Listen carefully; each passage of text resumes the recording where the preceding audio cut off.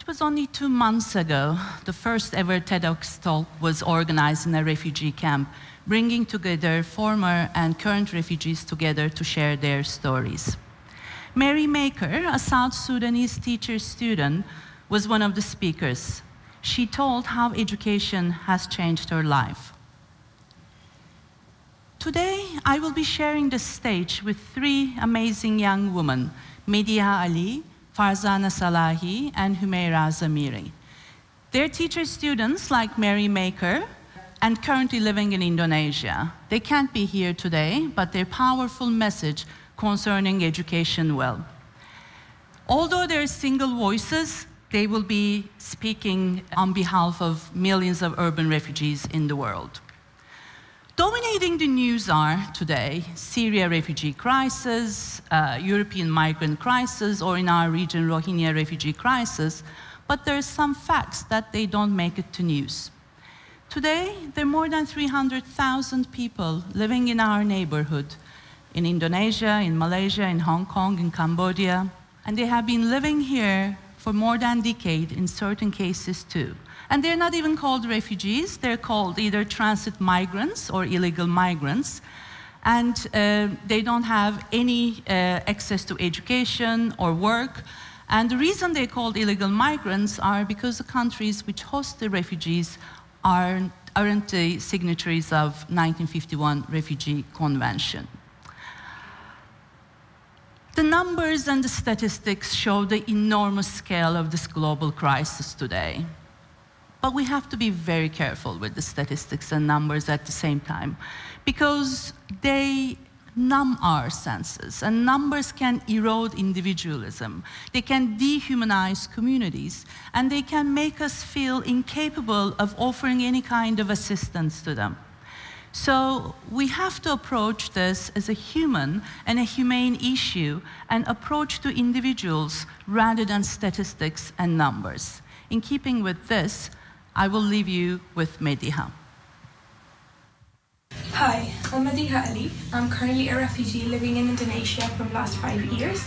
And I'm a volunteer teacher at one of the learning centers for refugees here in Indonesia. And refugees in Indonesia are deprived of the basic human rights like the right to education and the right to work. And it is because I am deprived of my basic human rights that I understand the importance of education. And I strongly believe that education is the door to freedom, and it is a staircase towards achieving all our dreams. And above all, education gives confidence. So every human being in this world, regardless of their race, religion, ethnicity, and even refugees, should be given the access to education. Thank you. Media is not alone. Today, 65% of the displaced communities are under age 18. Only 50% of them access to primary education, and 25% have access to secondary education. When it comes to higher education, the number drops enormously. Although there are some pioneering scholarship programs and distance and blended education, still it amounts to 1%. Of course, education is a basic human right. As Mediha says, it's a source of a long-term hope and social and economic mobility.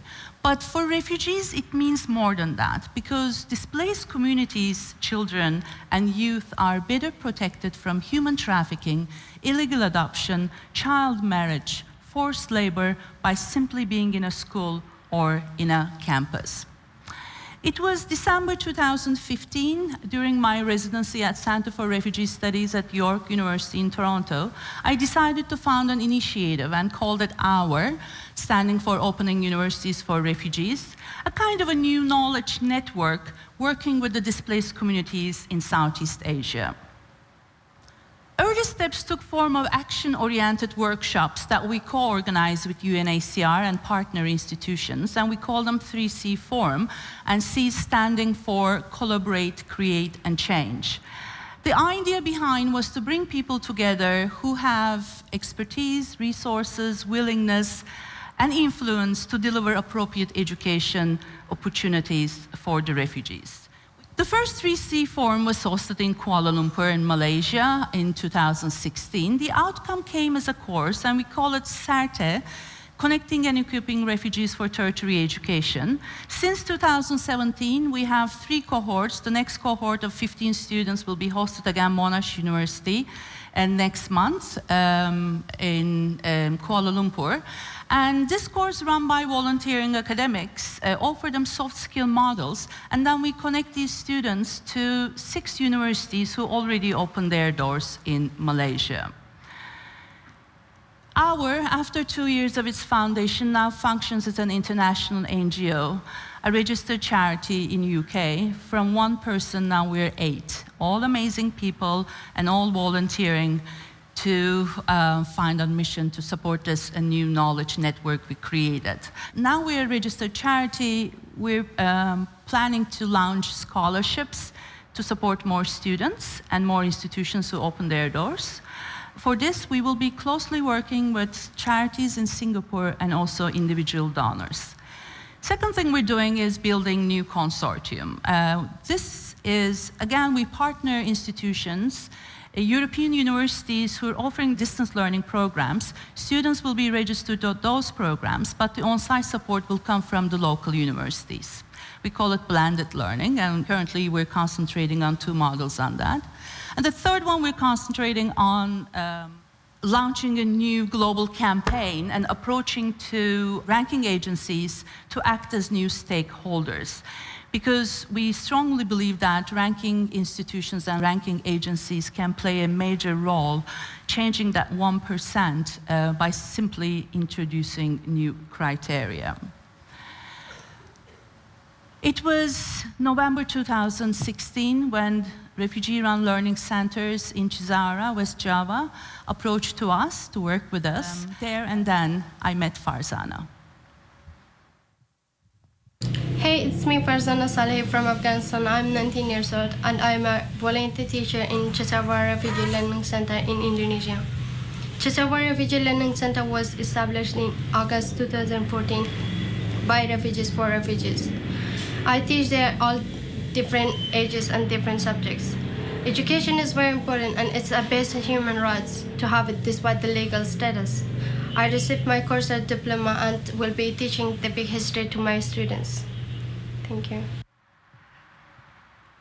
The biggest demand from the teachers was to learn, to get trained in alternative ways of teaching history. And there are several reasons for that.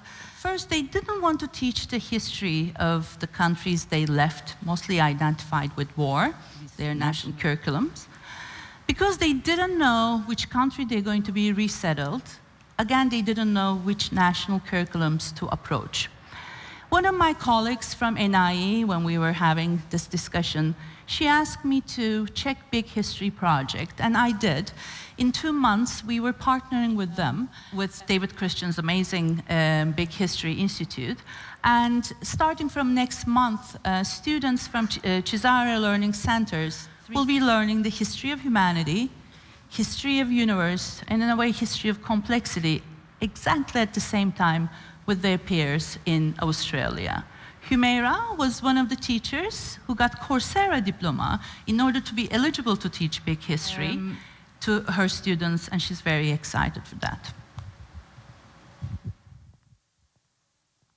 My name is Myra. I am 18 years old. I'm a refugee and a volunteer teacher at RLC, where I teach social science. I also have done the Big History Project and I've gotten my diploma, so we are going to start teaching it to our students by July.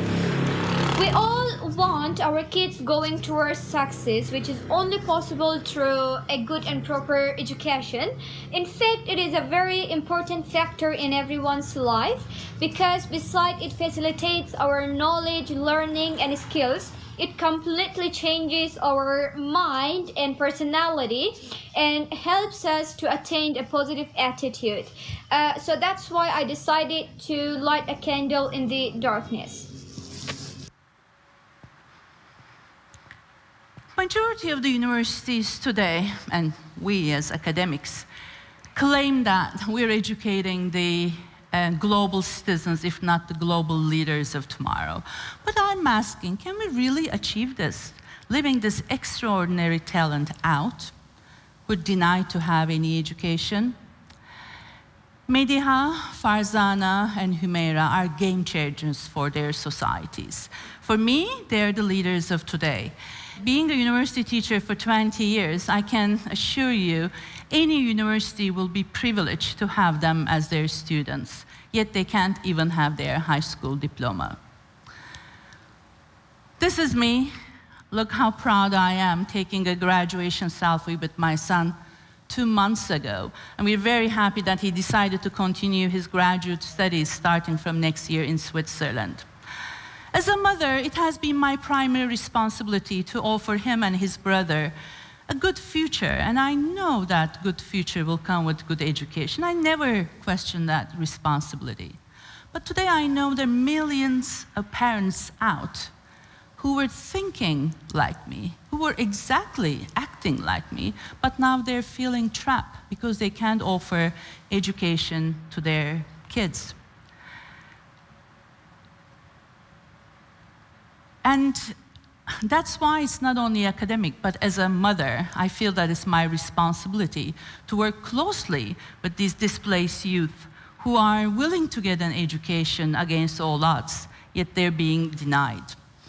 I know there's so much to be done, but at the same time, I believe so much we can do all together so that more students can take happy graduation selfies with their parents. Thank you.